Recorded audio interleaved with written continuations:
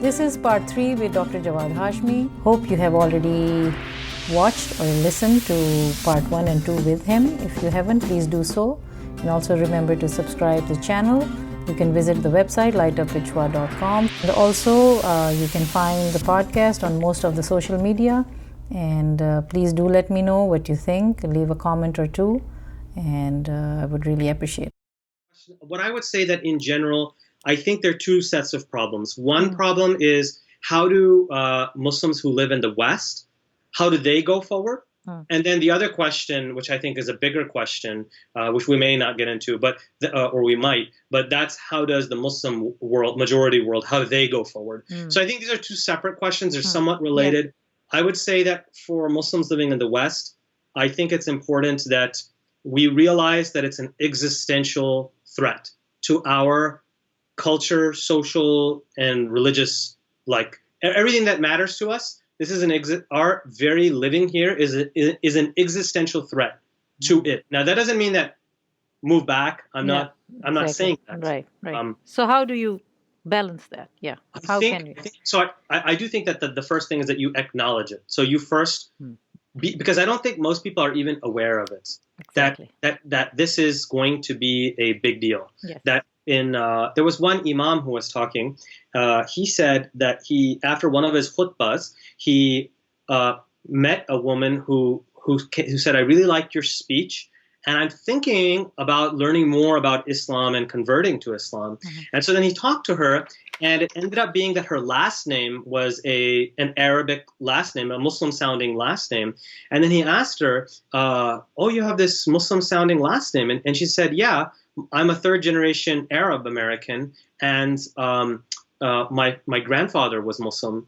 And yet now he met this woman, and she was indistinguishable from any average white person on the street. And she was actually interested in Islam, so it had come full circle. But the point is that that's the kind of threat level that I think we need to see. So that means we need to be thinking about this deeply. And I think some of the solutions definitely have to be, I'm big into institutions, so we need to build institutions. Yes. So even though when I was younger, Islamic schools were not maybe as good and they had their own sets of problems, and this may not be the solution, but this is just tentatively what I've been thinking about for my own imaginary kids right now, is I think I do want to make sure that I live in a place where there's a very good Islamic school. Even for their See, here's what I think about. The reason why atheism and lack of religion is so widespread in America, it's not because atheists have these great arguments and then they've debated with people and people. No, it's actually because we've expelled religion from every aspect of life, so that it's not something in traditional societies, religion was everywhere. It was in the fabric of your very society. In our Western culture, because of certain concepts, we exclude it from every aspect other than what you can do on Sunday. And even on Sunday, you're probably going to be too tired, and you're probably going to be like, why don't I just watch the football game on Sunday?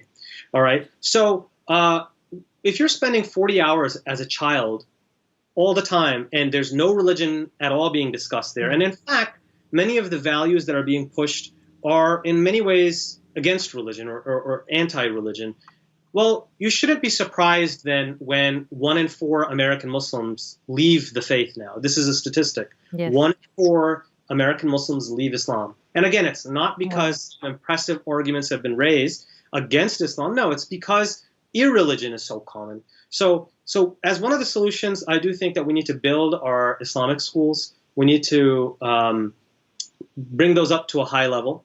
Now, we can't have them teaching kind of a fundamentalist kind of religion that we can't take seriously in the modern day.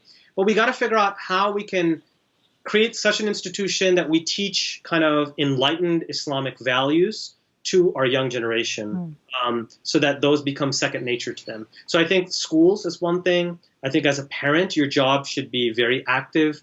And kids learn not just by listening, but with their eyes. So they see you and they say, what are my parents doing? Yeah. And when you're in your 20s, you kind of, or teenage and 20s, you kind of rebel against your parents. But by the time you're in your 30s, and there's a good Mark Twain quote about this. He said, when I was in I left my dad when I was 20, and I'm mixing it up, but he said, by the time I saw my dad when I was 30, I was surprised how much the old man had learned in 10 years. Exactly. That's right. We end up becoming just like our parents. Yes. And so I think as a parent, you have to take your responsibility very seriously. You need to be practicing your own faith. You need to be doing your prayers, going to the masjid, going to the mosque, being active when it comes to your religion, to your culture, being connected to it. And so just be very active in these things. Don't just think everything will be okay, because it really won't be. So those are the kind of things I can think about. And then also making sure that your children are studying. Either you're speaking a different language in the house so that they're bilingual, which is going to be very difficult because most of my generation's Urdu is garbage. And even mine, I mean, So why do you think that is? Let me begin there because I have other questions regarding what you have been saying. So first is language. Why is your language not at home? Didn't your parents, now I will come to your parents now. Sure, yes. Didn't they speak with you Urdu? They did speak with me Urdu, and but when I got to 12 years of age, I kind of rebelled and just said, I'm not going to speak back to you in Urdu. So then they had to reply to you in English, or did they kind of thing? They continued to speak in Urdu and English, but as you live in a country, even your parents start speaking more English. Of course, I understand. I have been through that, so I know very well. That's why I came to this question, because how I managed and what did I do? That's a separate story. So that's why I want to know, what did you do as a child, as a young boy? So my sisters speak much better, or they spoke much better Urdu than me because they didn't rebel like I did at 12 years old. For some reason, I just said, that's it. I don't have any more of Urdu. But what I'm very, very grateful is that my parents, my mother at a very young age made us, to this day, I still don't know why she did it, but she made us learn how to read Urdu. And even though we didn't I have to meet your mother.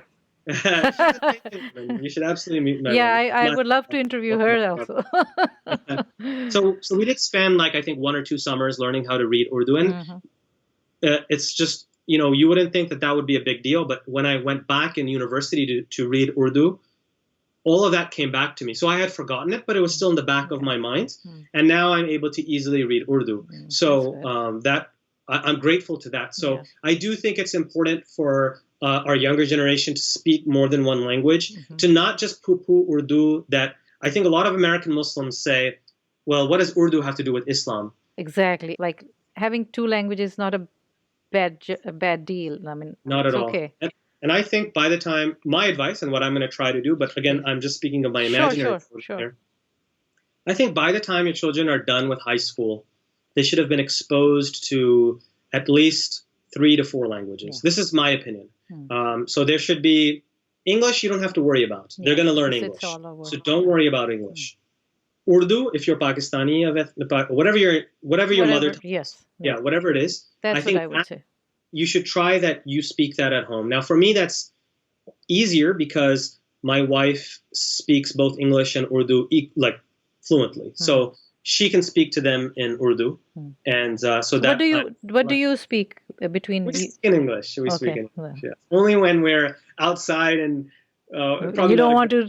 You don't want people to know what you're thinking. Right. Okay. But exactly. I benefit from that. But if you have grandparents, it's very good if you force the grandparents, even though they speak English, but to make sure that they speak Urdu to the kid. Now this is tough, but and kids at a very young age, they got very flexible minds. They can pick up on these languages like they can't do later on in life. And then what the very educated and rich, wealthy people in Europe and America do is they enroll their kids, and this is not possible for everyone because it's very costly, but they enroll their children into French or German elementary schools. Now, you don't have to do French or German, but the point is, I do think you should start to introduce another language that they may not learn to speak, but you can learn basic reading. So I think Arabic should be that language. So I think Arabic you should start teaching at a very young age.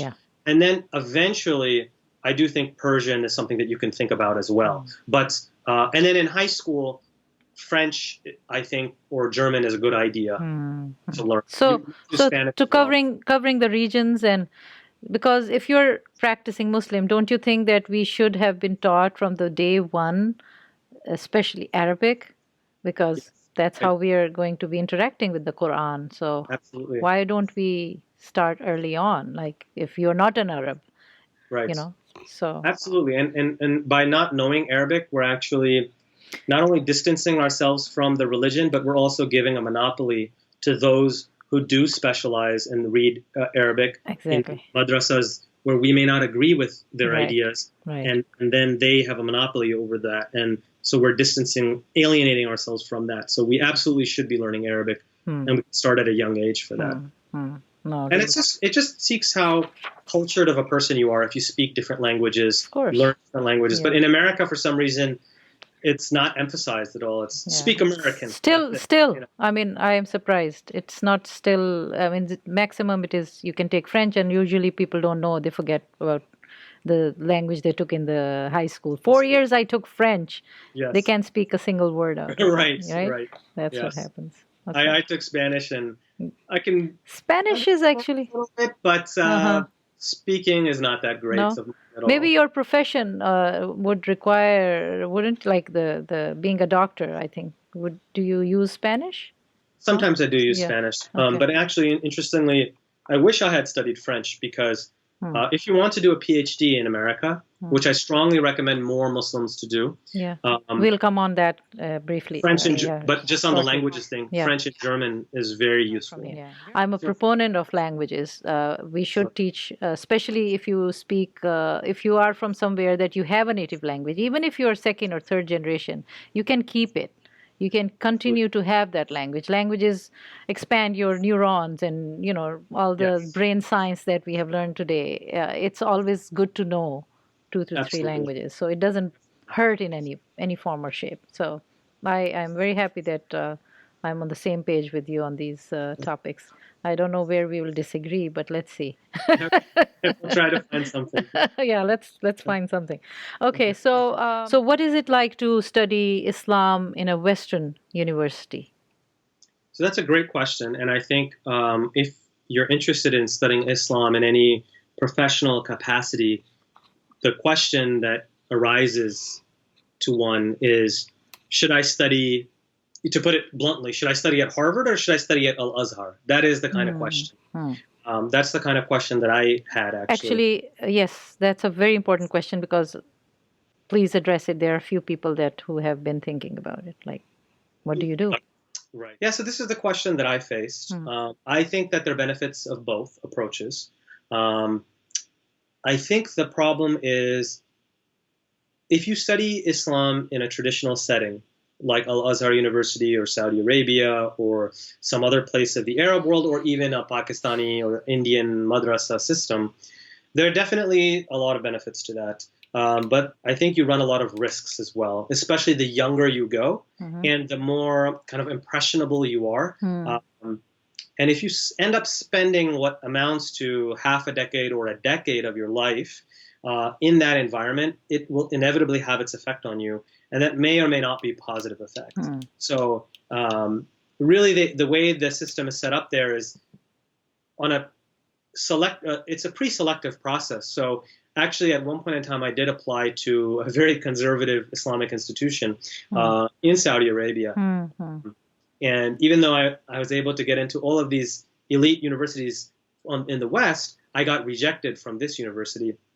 And I was told by somebody that the reason was they did not want somebody who had developed at this point. They wanted somebody they actually prefer people who just graduated high school, even people who had just come to Islam, even been in prison before, people who had very little else to go on, and then they can start their brainwashing process. So I think it's very hard to study Islam in a traditional setting if you want to have complete freedom of your mind. And so I decided to study in the Western University. Ultimately, and it might be a bias because now I've done it, I think it has some advantages. some disadvantages, but many advantages. And the advantage, I think, is that critical aspect of where you can get taught something and then you could say, wait, this is a problem. I don't agree with this, or the ability to question. Exactly, Yeah. the ability to question. Yeah. And so ultimately, though, I think we do need to create our own institutions where we can teach kind of academic theology, which is a combination of this traditional Islamic learning with this Western critical approach as well. And I think there's maybe in some places where they're thinking about doing this or doing this. But so as far as studying as a Muslim in the Western Academy, it's a challenge, but I think there's a promise, and I enjoy it. So maybe you can suggest, because I'm not sure if many people want their children to be a professor, right? So right. I think if you can talk about that, because okay, so what do you really need to become a professor in the West as a Muslim scholar? What does it inculcate? What's your qualification? I mean, I can't, or not me, but somebody else can go through your path, Jawad. You have been an MD and, all these things that you have done. Not everybody can do that. And it's time and money and it's a lot. So, well, what I would say is that, first, thank you for watching or listening to part 3 with Javed Hashmi. I hope you can stay tuned for the next episode with him next week. And please remember to subscribe, Light Up Vichwa, and you can visit my website, lightupvichwa.com, and let me know what you think. Do you like this series with Javed? And you can find more upcoming programs and collaborations. And let me know what you think of the whole podcast. So, see you next week. Thank you.